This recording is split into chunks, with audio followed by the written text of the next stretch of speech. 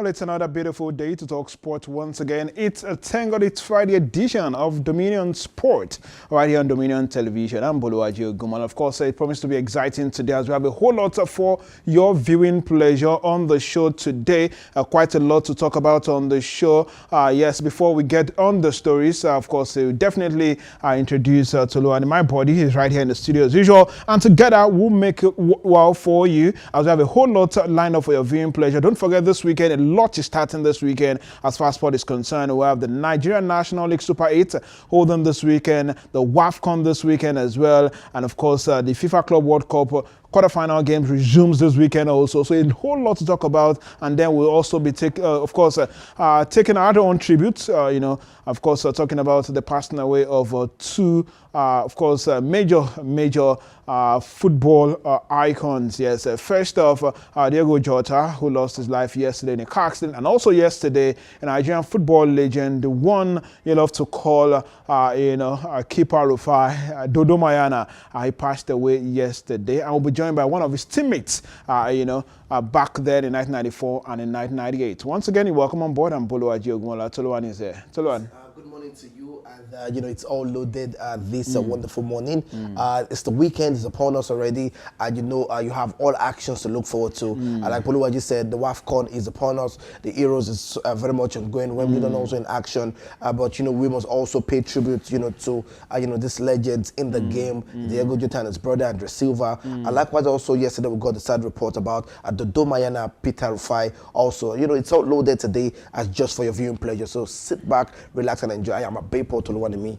But absolutely, he promises to be very exciting. Like I said off camera earlier, I would try to ensure that in just about 50 minutes of this action, we'll try to unpack so many stories and make that exciting as possible with the AFCON starting this weekend. I was hoping we could talk to the media officer of the team, but news is that 11 a.m. they have the media officers meeting with CAF. Okay. And then on Monday, hopefully she will join us. But let's kick start from the NNL, where Cry FC have had their first training session after arriving in Asaba Delta State on Wednesday for the Nigerian National League Super 8 promotion playoff, built to start tomorrow, Saturday, the 5th day in the month of July 2025. Now, the team led by Captain Ugochukwu Anozie began their training session at exactly 7:45 a.m. today with 26 players.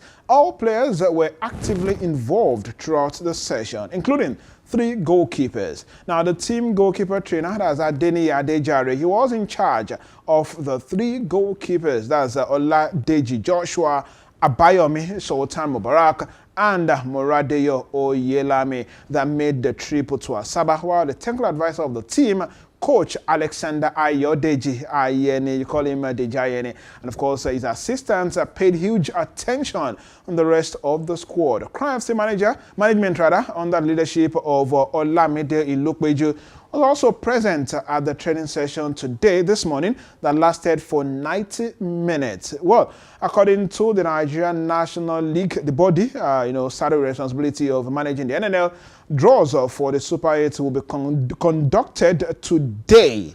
It will be conducted today, while the team's representatives are invited to attend. While also, the players are talking tough. The media officer, you listened to him yesterday on this show. Of course, he spoke at length yesterday about the determination and the goal, which is to win this one. Anozie Ugochukwu is the captain of the side, and also says that he's expecting a tough Super 8 playoffs. He stated that the team is in good shape and in good mental shape for the competition. Well, Super 8 starts tomorrow at the Stephen Kechi Stadium in Asaba Delta. And if you've been listening to this show, of course, watching this show since last week, by now you must be used to it already. If you're not a fan of the NNL, you must be used to it at this point. The tournament will determine the winner of the NNL for this season, while the top 4 teams will secure promotion to the Nigeria Premier Football League. Well, Toluwani, here you have it. A big one, and we have been talking about the Crown Football Club, their readiness to the game, and I'm sure everybody's ready to see the opposition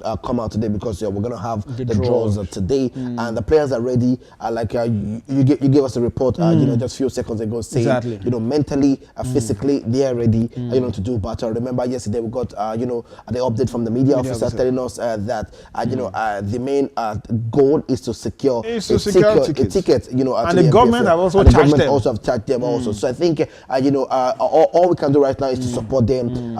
By giving them maximum support right here. Back to back every day, and we're just expecting them to pick up their ticket to the MPFL. Absolutely, pick up your ticket to the MPFL and join Shooting Stars. Yes, the management of Shooting Stars. Of course, they're also sending a message ahead of the start of the Super 8 starting tomorrow. The management of Shooting Stars of Ibadan have actually expressed belief in the ability of its sister club, Crown FC of Gumosho, to secure one of the promotion tickets to the Nigeria Premier Football League. Well, Crown Football Club had a successful campaign in the 2024-2025 NNL regular season, coming second in their group to secure a place in the season-ending playoff. Well, it's nice that Shooting Stars are also talking, supporting. Yes, it will be nice to see them, honestly. It's good to see that, and it's going to be a big one to see, Shooting Stars and also Crown FC, play in the MPFL. Now, that depends on how do we manage this system, the two of them, how do we put things in place. Well, the good thing is that we have a sport-loving governor, at least in charge at the moment, and if we have the two of them, why not? Why not? He will make it happen. He will make it happen. And of course, that's exactly what we want. Don't forget that, Crown FC would have to battle the likes of Osun United, Warri Wolves, and Kun Khalifa. With the media officer yesterday, we spoke about the threat of Warri Wolves, because Warri Wolves actually, won their own group. They led the group where Crown FC were there. They've assured us that no cause for alarm. Let's move away from the club. Let's talk about the Flying Eagles of Nigeria. Nigeria's under-20 men's national team, the Flying Eagles, secured a 2-1 win over Capital City FC in their first warm-up match ahead of the 2025 WAFU Under-20 Championship holding in Ghana. The friendly encounter held in Abuja offered head coach Ali Zubair an opportunity to assess his squad as preparations intensify for the regional tournament. Now, despite dominating large portions of the match, the Flying Eagles of Nigeria were only able to convert 2 of their numerous scoring chances. Coach Zubair is expected to finalize his 23-man squad in the coming days before the team departs for Accra, Ghana, venue of the championship. Nigeria has been drawn into Group A alongside host nation Ghana, Benin Republic, and of course the Flying Eagles will open their campaign against Ghana on the 10th of July, followed by their final group match against Benin Republic on the 13th of July. Group B has Côte d'Ivoire, another powerhouse in football in West Africa and of course in Africa. Côte d'Ivoire is there, Burkina Faso, Nigeria Republic, and Togo. Now, according to the coach of the Nigerian side, the WAFU Under-20 Championship serves as the perfect preparation for the 2025 FIFA Under-20 World Cup holding in Chile. Nigeria is the only country in the West Africa that qualified for the World Cup. Others are, by South Africa, Egypt, and Morocco. Well, the boys are here again, but what actually struck me in that news is that, the boys had numerous chances, only able to convert 2. That's not the best way to approach a competition. Yes, it might be the WAFU competition, but the truth of the matter is, the World Cup is also fast approaching. It's fast approaching. And you must convert chances. You must convert chances. And I remember, this week we spoke about, converting chances. Especially with the Flying Eagles, at the last outing, right there where, they led the competition, right there. And, we saw that they had chances and wasted chances and they could not convert and put in the goal. So I think they need to do better. And this, test will give them the opportunity, to see how far they can go. And, they have a team like Ghana to face in the WAFU. The WAFU competition right there. So I think it's a whole lot for them to put this in place. And the main focus right now is, the World Cup right there. I mean, in Chile, yes. So I think they have so much to do, going forward. I'm sure this is also going to be a test for them. Yes, the WAFU also going to be a test for them to see what they can implement. The coach needs to implement so much, going forward in the attacking prowess right there for the Flying Eagles. Well, I wish the Flying Eagles all the very best because we have a whole lot to cover on the show this morning. Let's talk a bit of women women football, well, more of women football actually, as Bayelsa Queens have announced the signing of the second highest goal scorer, Janet Akekolome, ahead of the CAF Women's Champions League. The duo, of course, joined the defending NWFL champions from National Amazons and Abia Angels, respectively, as they look to strengthen the squad for the CAF Women's Champions League and the NWFL season. According to the club, Akekoromowe will wear the iconic number 9 jersey, while the exciting attacker from Abia Angels, of course, will wear the number 13 jersey. I'll talk about our team representing us on the continent, female, doing everything possible to ensure that we are loaded. Yes, I think it's the best thing to see. Strengthen your squad. You must strengthen your squad and go into the next season because it's a whole lot. Because you're representing us on the continent. On the continent, so it's a whole lot. We need to put things in place, and so having to secure such talent in your squad. It's Janet and Lucky Mary. Lucky Mary. So for me, it's a big deal, and I hope that they can bring in their strength, their ability, their skills into play for their team and getting the goals and give them the trophy in the cabinet. Absolutely, yes, very important to prepare well. And how do you start preparing well? That's by signing quality players, and that's exactly what Bayelsa Queens have done. We want to see them represent us well on the continent. Very important, and of course we'll definitely be rooting for them. Still on female football, because we have a whole lot to still talk about as far as female football is concerned. Don't forget the WAFCON is coming up very soon. Let me inform that the news is that the Super Falcons, yes, they have arrived. They are based in Casablanca, that's in Morocco, of course, ahead of the start of the competition, that's the WAFCON 2024. Just my good side are lodged in the, of course, AB's Casablanca hotel. The Falcons stayed at the Mohammed, stayed at the Novotel Hotel in Mohammedia upon their arrival in Morocco for the championship. The players and officials were officially welcomed to Morocco by officials of the Confederation of African Football, CAF, and the local organizing community. The players have also had their first training in yesterday, of course, following their arrival in Casablanca. Don't forget that Nigeria defeated the Black Queens of Ghana 3-1 in a friendly on Sunday, and of course the Falcons will take on Tunisia in their opening game. But that is not the news for me. The news is that CAF has increased the prize money for the winner of the WAFCON for this year. Well, the football body increased the prize money for the winner by 100%. And the total prize money for the competition by 45%. Now, the participating national teams in the WAFCON Morocco 2024 will receive the following. On your screen, you have it. The winner will go home with $1 million US. Sharp, let's calculate. Where's the calculator? 1.6 billion naira. That's 1.6. That's 1.6. it. Runners up, of course, the beating finalist will go home with $500,000 US. Finished third, you head home with $350,000 US. Fourth place, we go home with $400,000. And the losers in the quarterfinal stage, 4 of them, will go home with $200,000 each. Finish third in your group, right? You go home with $150,000 each. While fourth place from your group, you go home with $125,000 for the three of you. So total amount that will be dished out in this year's Women's Africa Cup of Nations is $3.4 million US. You remember that last week when we were talking about revamping, the competition and making it better. I spoke about, we read about the trophy, which was of money. And you remember I mentioned that the prize money has also been increased. Of course, an insider actually told me that was going to happen. And there you have it. It's official. $1 million. I think it's a big one, and this has me just sitting there and wondering, why am I not taking, my career serious in football? What career?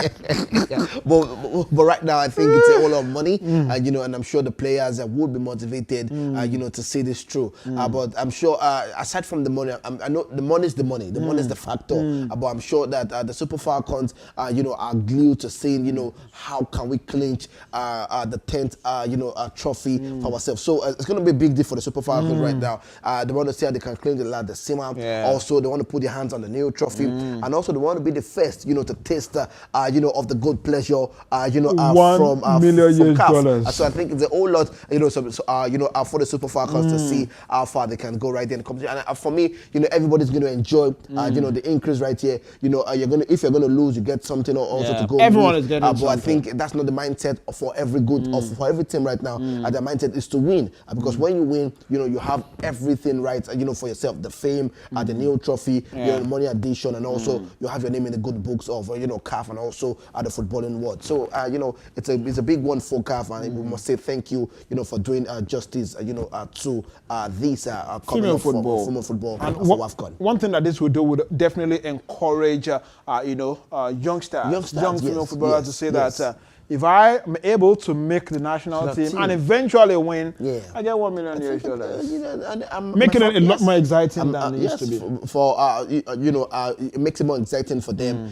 I'm happy, my family is happy, my friends are happy. So I think it's a good one. It's a good one. It's a good one. All right. If that your daughter is not playing football, you must have a rethink. Let's move on. Still talking about the girls. So as you said, Shola has expressed her desire, of course, to help the national team to win at the 10th WAFCON. As Shola will be making a 5th WAFCON appearance in Morocco. She's now 30. Of course, I previously won the competition 3 times with the team.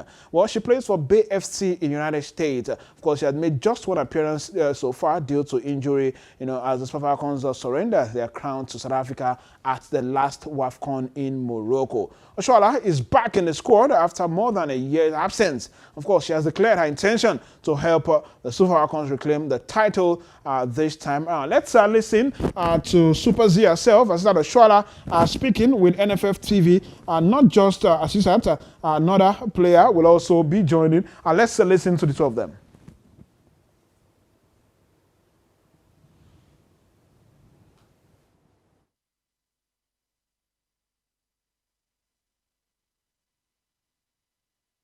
Every other big tournament, obviously special one for the team, trying to win the 10th one. And for me as an individual, missed out on the last one, and I just want to have fun this time around as well, like help the teams achieve the mission X, basically. My expectation from the team is like basically almost every time same thing, give 100% on the pitch, try to win every game we play, and also treat every game as equal, as important. And for me personally, obviously, I love to score goals. That's what I want to do. It's been a while. I've played with the national team. Obviously, like there's so many things going on behind the scene with me that I had to like deal with personally. But like, yeah, whenever I'm here, whenever I'm on the pitch, I want to score goals. I want to play, help my teammate to get 3 points each game we play. I'd say I feel grateful to be among the team. And since it's my first time, I'm blessed.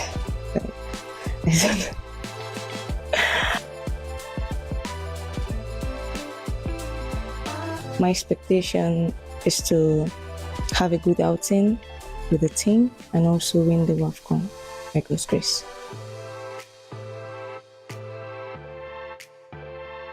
People don't know I am kind-hearted.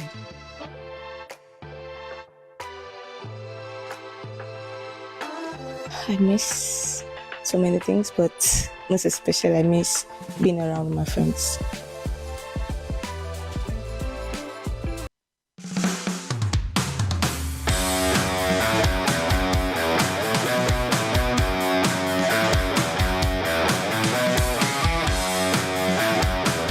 Well, there you have it. Folashade Ijami Lucy Florence speaking there, as well as Cesar Oshoala Super Z, and of course promising us that they will go out, support the team, and ensure that they return with the 10th WAFCON title. You listen to the 2 of them. Yeah, I think, one morale booster that would need, in that squad is Super Z. We know how good she is on the ball, and, and what she has done for the Super Falcons right there. I know it's been back and forth, for Super Z in the last 1 year with the Super Falcons. Mentally, like she said, she had so many things she needed to deal with behind the scenes, right there. But right now she's back, and she's promising to help the team, secure, the 10th WAFCON title. also, a wonderful smiles, from the new debutant, Folashade, Jamilusi Florence, and she's also excited. And when you see players like this, wanting to play for the badge and also wanting to play for, the country, it shows that they're ready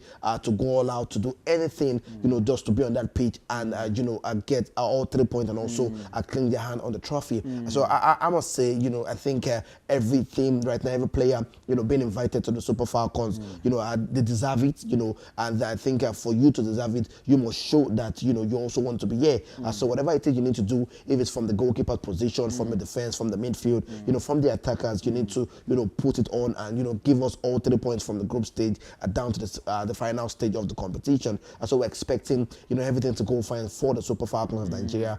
Big shout out to Super Z and also, big shout out also, to Jamilusi Florence. All right, big shout out to Jamilusi Florence. Let's move on and talk about what happened yesterday as the Nigerian Football Federation and the entire Nigerian football family are currently mourning the passing away of the country's 1994 and 1998 FIFA World Cup first-choice goalkeeper Peter Rufai, who died in Lagos following a period of illness. Of course, according to the General Secretary, it's really sad and shocking news to the Nigerian football fraternity that, of course, Peter Rufai has gone and no longer with us. Well, that's another sad news that we had to, contend with yesterday. Very soon we'll be joined by Mutiu Adepoju, the headmaster, who definitely played with Peter Rufai, to talk to us about the life and times and, of course, his experience with Peter Rufai while they were in the national team together. But while we wait to connect with him, Tolu and him, here you have it, another news, another tragedy that rocked global football yesterday. Yes, it's so much, to take. Yesterday everybody just kept saying, it's the Black Thursday, and it's not what we're expecting yesterday. But I think, I guess it's time is just up, through illness, and it's not what we wanted. But I think we cannot question, what not. But right now, it's a big one to lose the Domayana right there. Having to score one goal, from the penalty spot in a 6-0 win over Ethiopia during the AFCON qualifier. And also, he has so much success right there in that, competition. Also, he's a player that played, for stationery stores and famous Scorpions in Nigeria. Famous Scorpions. Yes, a famous Scorpion. The funny thing was that he actually played that famous Scorpion with Mutiu Adepoju, I guess.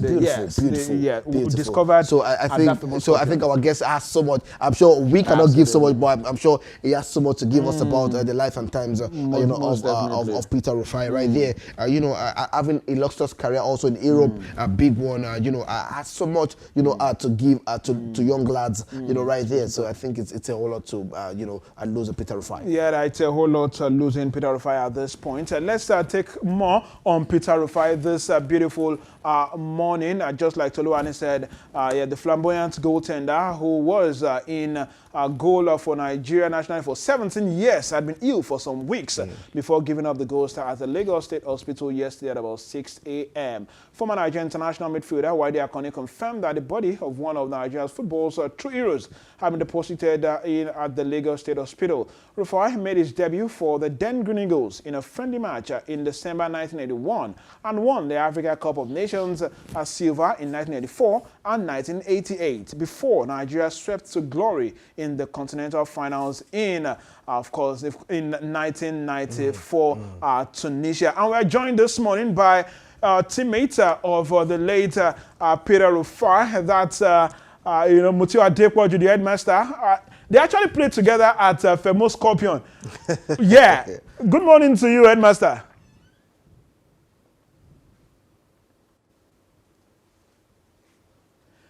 Okay, I actually find it difficult. Hello, can you hear me now?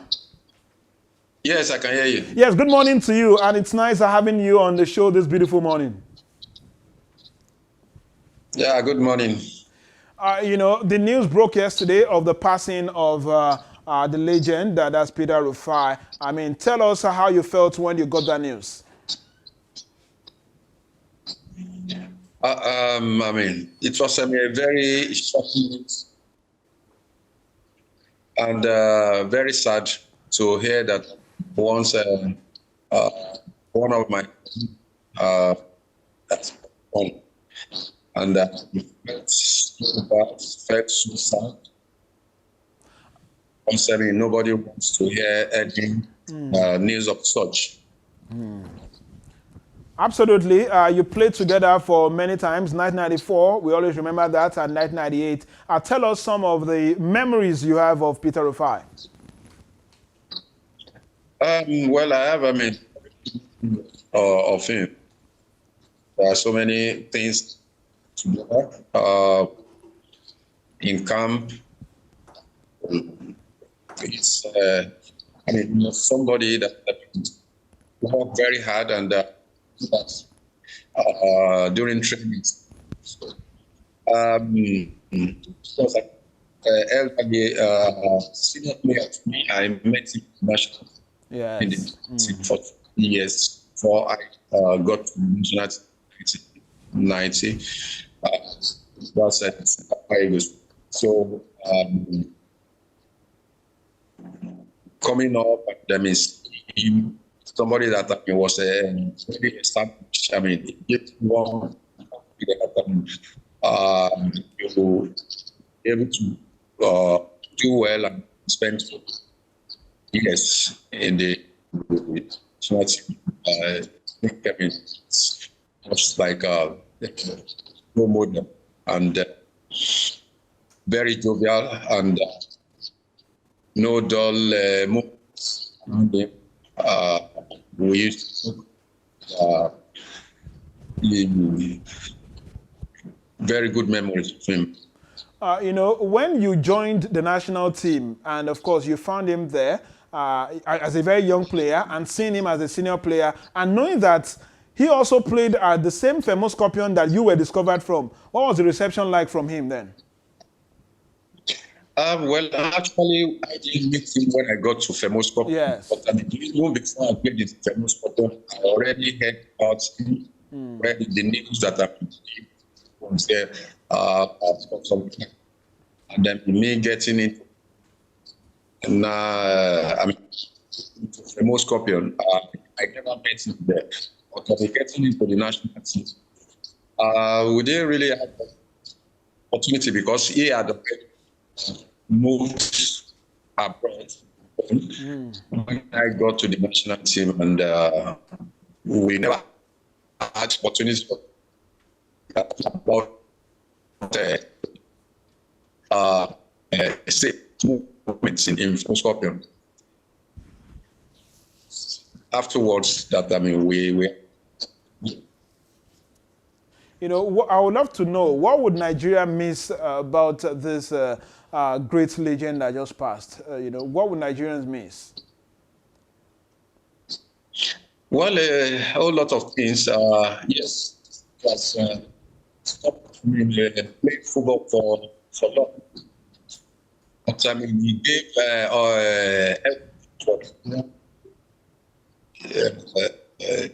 every he was, very secure goalkeeper, which I believe me. I think we are going to, miss his way. The way he spoke on the goalpost, the way he pretends and all. Sometimes we used to laugh at goes to catch ball and all that. Pulling his legs when he catches the ball.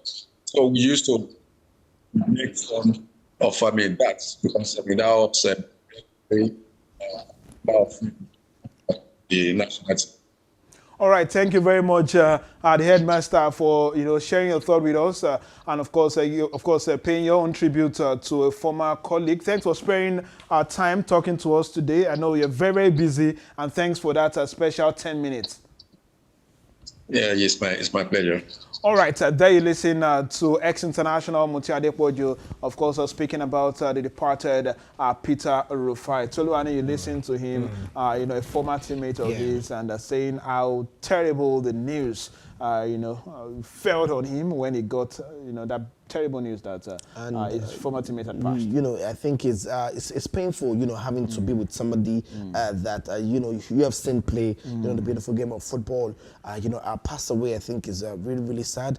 And, you know, we are going to miss Peter Rufai right there. You know, he was a top-tier goalkeeper, a leader, a trailblazer, mentor, symbol of courage. You know, we remember his heroics on the field and dedication of it. He also helped shape modern Nigerian football and inspire generations. So, you know, this man has done far beyond measures, you know, for Nigerian football. And, you know, I just wish I could just ask a question. So maybe I'm going to throw it to you. I'm sure, you know, you understand, you know, how this situation is with players like this. So the question is, you know, why was it called Dodo Mayana? I think I've always wanted to ask, you know, that question. And, you know, yeah, so it's from it's a language. So Mayana is a language. Okay. Yeah, from one of the countries he plays. I can't remember now. Okay. So it's more like sweet things. Okay. Give me sweet things tomorrow. It has to do with a foreign language. Not, Give us sweet things. So I think that day they were trying to substitute him, and they were calling him Dodo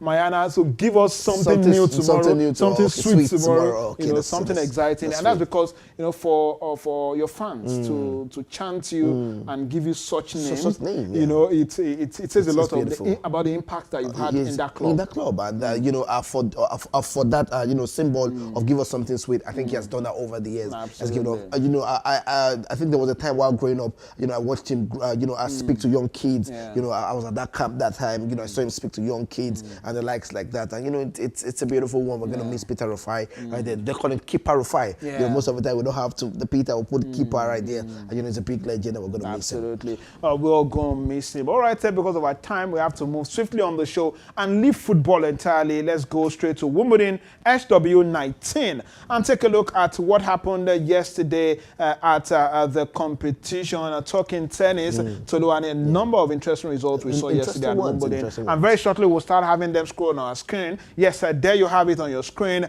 Emma Navarro had a good victory yesterday against Veronika Kudermetova, 6-1, 6-2. That game ended. It was a round two match of the Wimbledon event. All right, straight to another result that we had yesterday as well.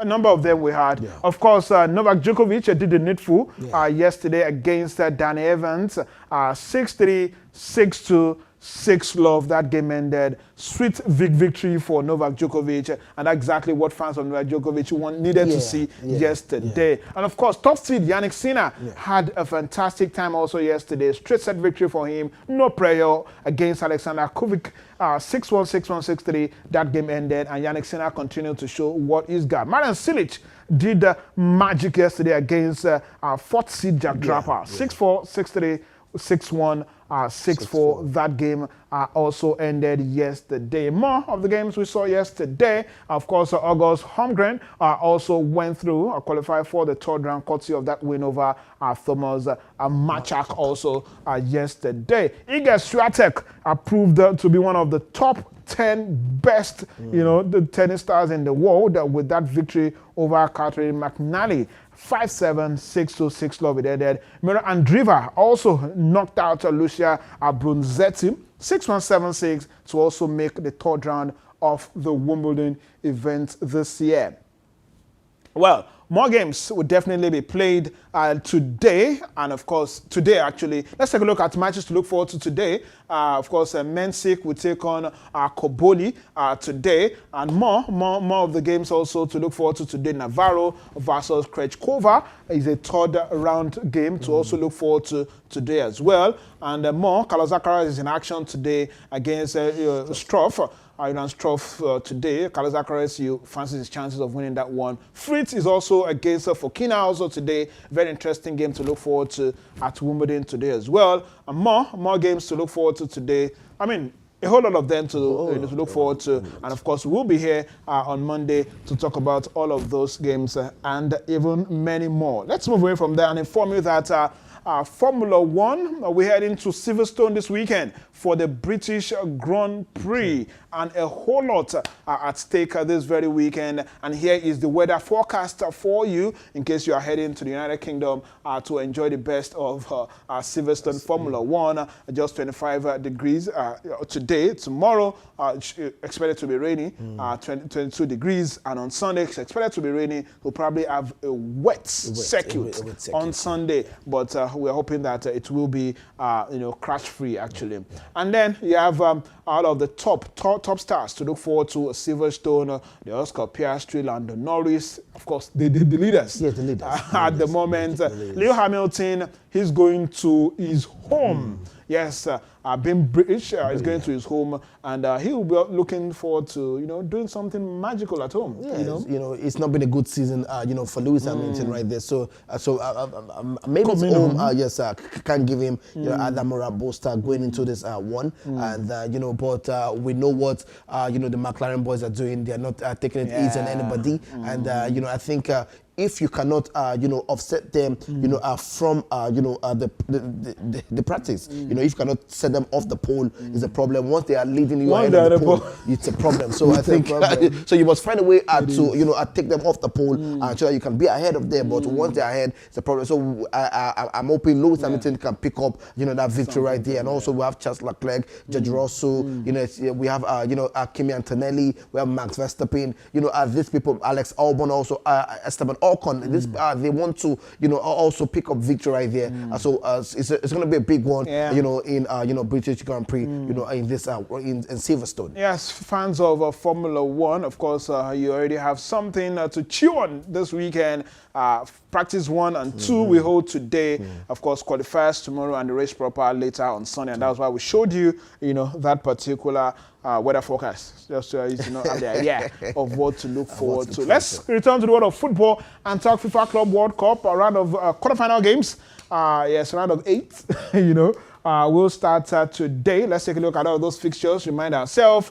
Yes, so we have Fluminense taking on, of course, Al Hilal. The Giant Killers, that's one game to look forward to today. Later tonight, that game will go down. And Palmeiras will also, today, let's say, later as of tomorrow, take on Chelsea Football Club, big game. Paris Saint-Germain, Bayern Munich, of course, that is the game of the round. And of course, Real Madrid versus Borussia Dortmund. I obviously have my eye on that. Yes, we won't be having the Bellingham brothers face one another. But I'm so interested in the game because of my guy, that's Karim Adeyemi. Yeah, there you have the fixtures. Fluminense versus Al Hilal. Chelsea, of course, taking on Palmeiras. Bayern Munich, PSG, Real, Dortmund. Which of them is your own pick? I picked mine already. PSG, Bayern, but I have my eye on Real Madrid, Borussia Dortmund. Okay, yes, for me, it's going to be the game between Chelsea and Fluminense.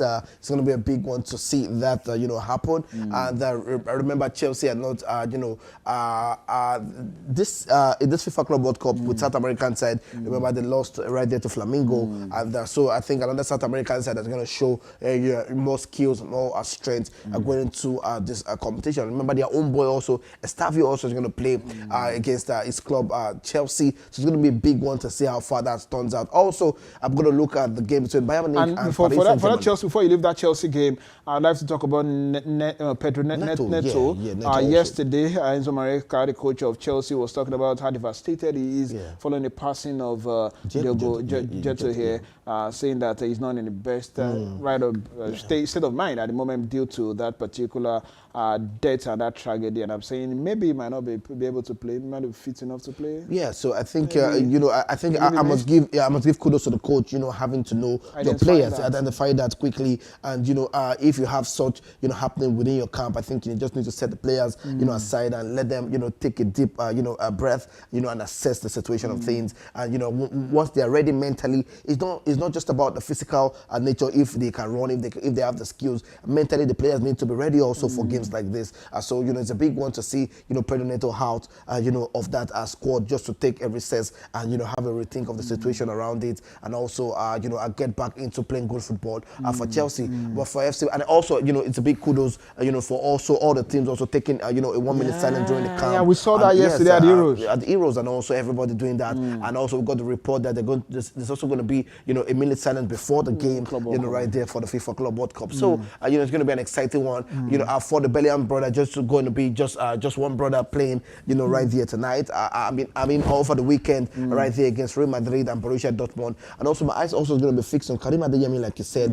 And also, I think as the man called Gurasi, for Borussia Dortmund also has been fantastic in this competition. Absolutely. So, want to see them get into their strides to see how they can defeat the Galacticos Real Madrid. Well, my eyes are fixed on 3 games. It's going to be Chelsea against Palmeiras, Bayern Munich against Paris Saint-Germain, and also the Galacticos Real Madrid against the Yellow Submarine Borussia Dortmund. Promises will be very exciting, and of course, we'll definitely bring you up to speed with all of that on the show. Well, quick one before we talk about the Euros and leave this morning. I'm seeing a couple of transfer gist, and this actually caught my attention that Fulham have rejected Atletico Madrid's bid for Alexander Iwobi. And I'm saying to myself, would you love to see Iwobi in Madrid with Atletico? Okay, so so it's a big deal. To see our own goal, play in European big stage. He's going to play the Champions League, But my problem is going to suit the style of Diego Simeone, because he's not an attacking minded coach. Yes, so, and that's one thing I'm also looking at to say we might end up having a defensive at the end of the day, because they're actually offering him a 4-year deal with a salary of about €7 million per year.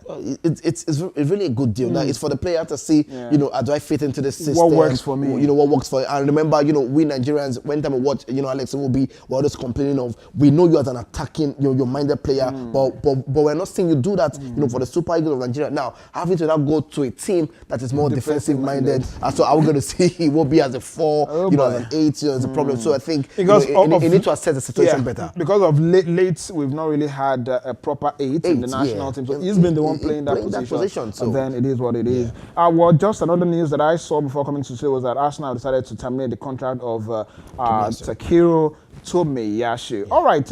Well, from there, let's a lot about Diogo Jota, but time won't let us talk about. A very sad story. We spoke about it yesterday. So we pray for strength for his family. Of course, wish them all the best. Give them the strength to bear this very irreplaceable loss. The 2 of them. I understand that they're only 2 children. Yeah, 3. 3. 2 boys, 1 girl, and I can't even explain it, because a mother having to lose 2 sons in 1 day. Yeah, and there you have it. All the papers are talking about it, talking about Jota. Black Thursday. Yes, Black Thursday. Talking about Jota, talking about. And I think it's a good one also for Liverpool having to immortalize the jersey. Yeah, the jersey. So if you're coming to the team, you can't wear the number 20 jersey right there. So I think it's a good one also to see. And someone is advising Juventus how they can get Victor Osimhen to sign for them. Okay. And there you have the Atletico Madrid deal there. Atletico identify Iwobi as shock summer target. Atletico joined Arsenal in race for Lukman as well. Atletico, what are you up to? Exactly.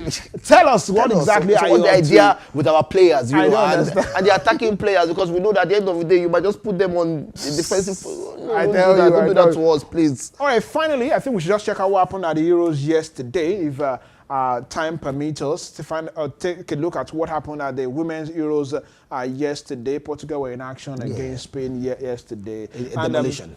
Yeah. And I was not expecting that game to hold, because I'm sure, the Portuguese women team also. And that was why I spoke about the Neto situation for Chelsea. So would they be in the right state of mind? Yeah, I think that game should not have. Demolition, it was.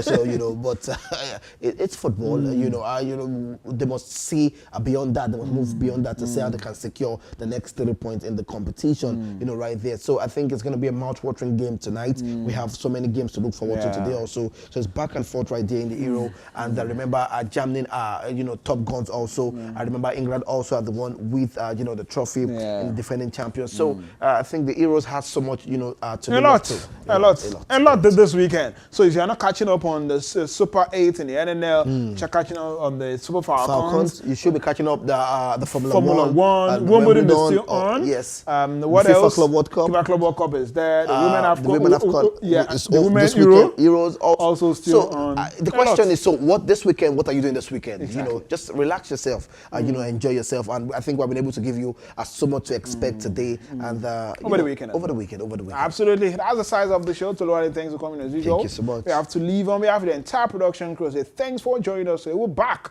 on Monday for another interesting edition of Dominion Sport right here, Dominion Television. I'm Boluwaji Ogmala. Do have a wonderful weekend.